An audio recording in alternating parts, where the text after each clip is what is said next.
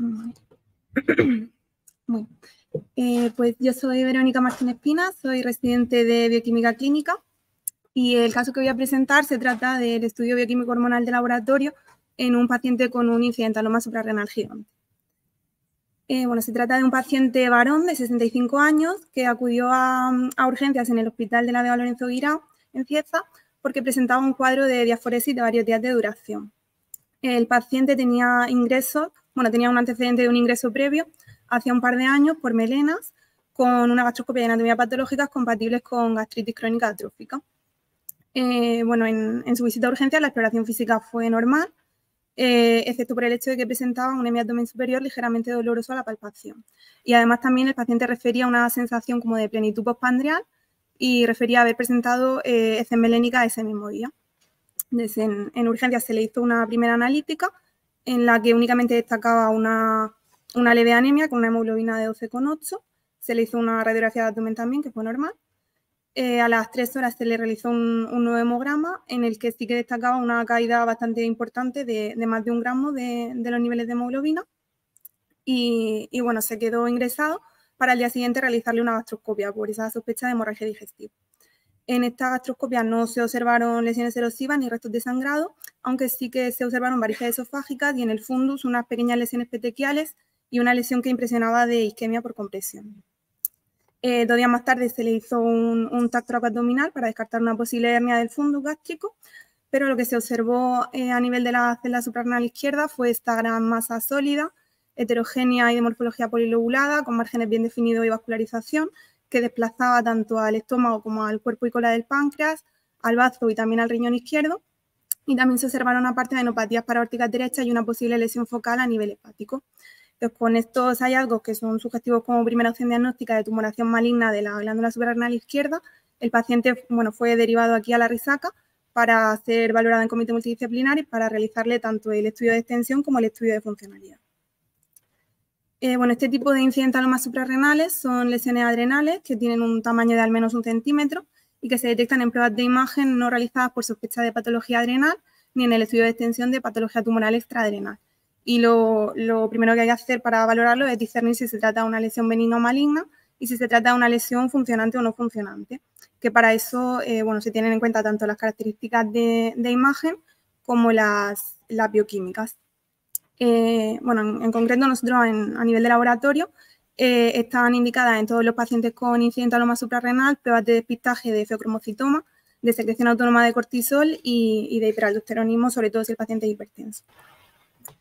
En base a estos resultados, tanto del estudio de funcionalidad como del estudio de extensión, la valoración del incidentaloma será distinto y, por tanto, el seguimiento que pudiera requerir o el tratamiento o cirugía si estuviera indicado. Pues en el caso de este paciente se le realizó el estudio bioquímico hormonal completo, que fue mayoritariamente normal, con niveles de ACTH de cortisol basal dentro de rango, descartando una posible masa secretora de cortisol. También el eje renina-aldosterona no se vio afectado, con niveles también dentro de la normalidad y un cociente de aldosterona-renina de 0,2, que nos permitía descartar un posible hiperaldosteronismo primario. Y todo el proceso de síntesis de andrógenos a nivel de la corteza suprarrenal tampoco se vio alterado, con niveles de testosterona y del resto de precursores androgénicos también dentro de la normalidad. Sin embargo, en la determinación de catecolaminas y metanefrinas en orina de 24 horas sí que se observaron niveles muy por encima de los valores de referencia que reflejaban una masa funcionante y mayoritariamente productora de noradrenalina y de dopamina, con niveles también muy altos de sus correspondientes metabolitos de normetanefrina, 3-metoxitiramina, ácido vanilmandélico y homovanílico. Se amplió también la determinación de cromogranina A, que se observaron resultados de más de 200.000, muy elevados, y se envió una muestra de plasma al laboratorio de referencia para determinación de catecolaminas, que también se observaron resultados de noradrenalina sobre todo muy elevados, todo ello compatible con tumor suprarrenal de tipo feocromocitoma. Este tipo de feocromocitomas son tumores neuroendocrinos de las células cromafines de la médula suprarrenal, habitualmente productores de catecolaminas,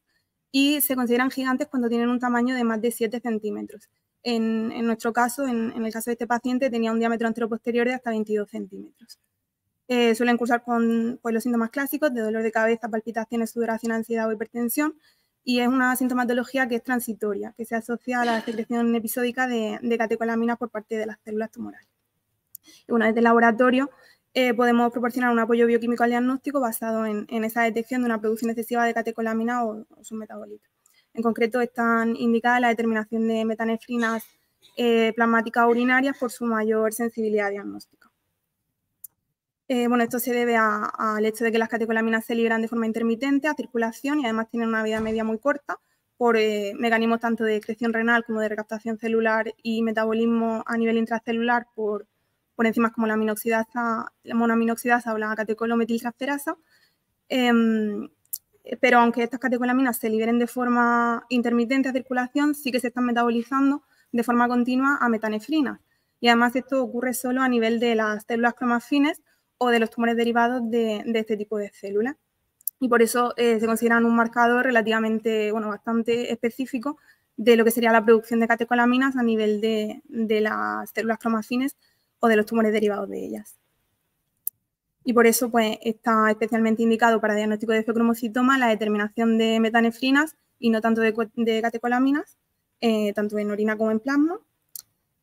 Y bueno, lo que dicen las guías en concreto es que una concentración por encima de 4 veces el límite superior del intervalo de referencia permitiría diagnosticar con una certeza prácticamente del 100%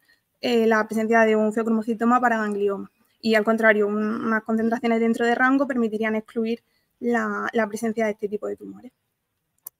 Bien, nosotros a nivel de laboratorio realizamos estas determinaciones mediante una técnica que se denomina cromatografía líquida de alta resolución o alta eficacia, HPLC, que es una técnica cromatográfica que nos permite realizar una separación física de los componentes de una mezcla por su diferente distribución entre una fase fija o estacionaria y una fase móvil. Y la salida de estos compuestos desde una columna se controla mediante un detector, que en nuestro caso es un detector electroquímico que está seleccionado y ajustado para identificar únicamente los compuestos que a nosotros nos interesen. Y lo que nosotros interpretamos son este tipo de gráficas que se denominan cromatogramas, que van representando las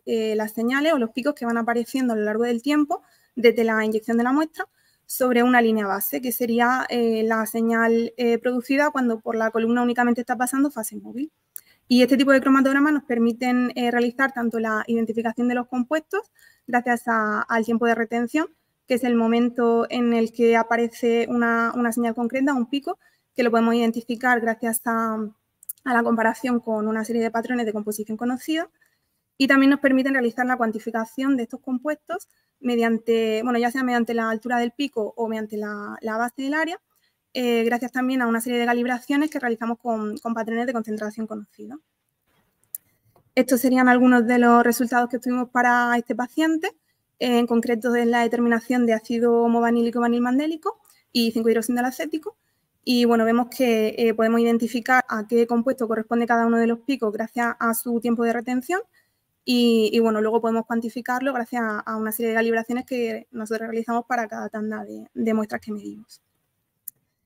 Y bueno, esos cromatogramas los conseguimos gracias a un detector electroquímico que tenemos acoplado al HPLC, que está basado en un principio de medición amperométrico con un potencial de trabajo constante, y ese potencial se genera entre lo que nosotros denominamos electrodo de referencia y el electrodo de trabajo. Este potencial, cuando una sustancia que es electroquímicamente activa pasa por la célula de flujo, ese potencial va a permitir que se oxide o se reduzca. En el caso de las catecolaminas, lo que se produce es una reacción de oxidación, de pérdida de electrones, y eso va a generar una corriente que va a ser lo que, cada una de esas moléculas va a ser lo que luego podamos detectar y generar una señal en el cromatograma. Bien, volviendo al caso, en resumen, con la presencia de una masa suprarrenal izquierda gigante sospechosa de malignidad por sus características radiológicas, extensión, afectación ganglionar y dudosa lesión hepática, y con esta demostración de una alteración hormonal con elevación importante de metanefrinas en orina, compatible con tumor de tipo feocromocitoma, se inició un alfa-bloqueo con dorflazasina previo a la cirugía y se solicitó un estudio de extensión con gammagrafía con MIG, en la que se observó un área extensa de captación correspondiente a la masa gigante y 2 adenopatías paraórticas derechas, pero no se observó evidencia de depósitos patológicos del trazador en el parénquima hepático. Es decir, que tendríamos un estadio 3 en la clasificación en SAT, T2N1M0, y bueno, el paciente 2 semanas más tarde se le realizó una suprarrenolectomía izquierda con exéresis de las masas gigantes suprarrenales, esplenectomía, nefrectomía izquierda, pancreatectomía distal, resección diafragmática y gastrectomía parcial. La anatomía patológica confirmó el comportamiento histológico agresivo del tumor con una puntuación de 18 en la escala PAS. Y se le realizó también un estudio genético molecular en el que se encontró una VUS, una variante de significado clínico incierto, en heterocigosis en el gen TMM127, que es un gen supresor de tumores, es un regulador negativo de la vía de señalización de mTOR. Y bueno, al paciente se le realizó un control inmediatamente después de la cirugía en el que se observó un descenso bastante importante tanto de metanefrinas como de hemoglobina A en comparación con los niveles prequirúrgicos. Y